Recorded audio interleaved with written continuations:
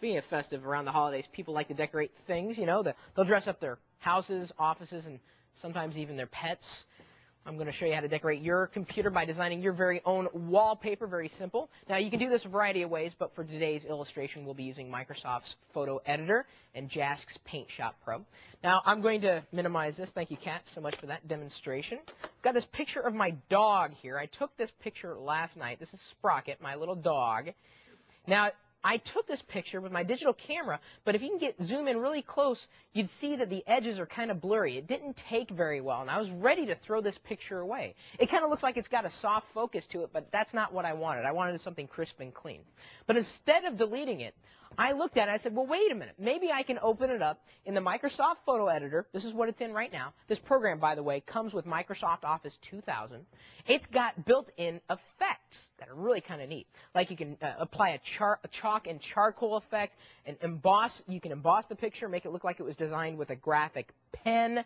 What I'm going to use, though, is the watercolor effect, even though stained glass is really cool. We're going to use watercolor. We press that. We can go through and we can get a preview of what it's going to look like up here in the window. We can change the effect controls down at the bottom, but we're just going to set it here. Press apply. And now notice the subtle difference. Did you see that? Just change. Now if I get another close-up of Sprocket again, you'll see how it looks like it was like watercolored. See how the lines are not defined anymore? They're nice and kind of blurry, but very kind of crisp at the same time. So I made this effect. Made it neat, but I'm not done with it yet. I'm going to save it out, but not as a JPEG. I'm going to save it as a bitmap file, so it'll be ready for my Windows wallpaper. We'll just name it Image3 Bitmap is fine for now. So it's saved there on my desktop. I can close this program and open up another one. Now you're saying, Chris, why do you want to open up another program? Well, I'm going to use Paint Shop Pro for one important reason. It's got this tool in Paint Shop Pro called tubes. And what tubes are graphical images that are in kind of, well, pardon me, digital tubes of sorts. So you'd squeeze out the graphics much like you would frosting on a cake. So they're coming out in tubes. So I've got Sprocket here. I've got a tube. And right now I've got a candy cane tube selected. I could select others, but we're going to stick with this for right now. Then in my picture, I press and hold the button and then just drag my mouse cursor across. And look at this. Look at the candy canes that are being added to the perimeter of the image. Isn't this neat? Spectacular. So suddenly I'm turning a digital image that I didn't really like that much into something that I think would make a pretty neat wallpaper.